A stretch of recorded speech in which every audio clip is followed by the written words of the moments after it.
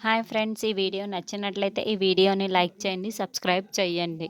దురంధర పెట్టెని చూసి కేకలు పెడుతూ ఉంటుంది. విష్, నయని, ఆహాస్ త్వరగా రండి అని పరిగెత్తుకుంటూ వచ్చి దగ్గరికి వస్తారు.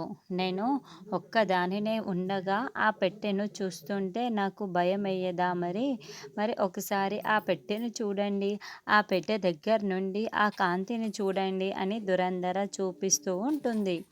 పిన్ని, ఏమైంది? ఆ పెట్టె దగ్గర నుండి కాంతి వస్తుందా? అందుకేనా నువ్వు భయపడి కేకలు పెట్టావు అని విశాల్ కూడా ఆ పెట్టె వైపుకి చూస్తూ ఉంటాడు. అలా దురంధర పెట్టె వైపుకి కాంతి వస్తుందని చెప్పడంతో అందరూ ఆ పెట్టె వైపుకే షాకింగ్గా చూస్తూ ఉంటారు.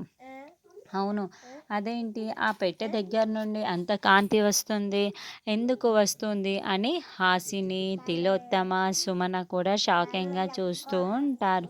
నయని, ఎందుకో మామూలుగా ఉన్న పెట్టె దగ్గర నుండి అలా కాంతి వస్తుంది, కారణం ఏమై ఉంటుంది అని నయనిని విశాల్ ప్రశ్నిస్తూ ఉంటాడు.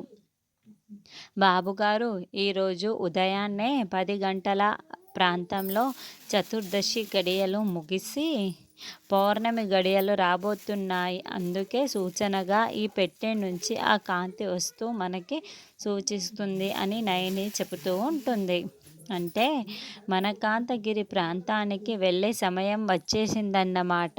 పౌర్ణమి గడియలు రాబోతున్నాయి అంటే ఇప్పుడు అక్కడికి వెళ్ళాలి అని, అందుకే కదా, అందుకే ఈ కాంతి వస్తుందని చెప్తుంది హాసిని. మళ్ళీ అడుగుతుంది, అవునక్క, అందుకే ఇలా కాంతి వస్తుంది అని నయని చెబుతూ ఉంటుంది.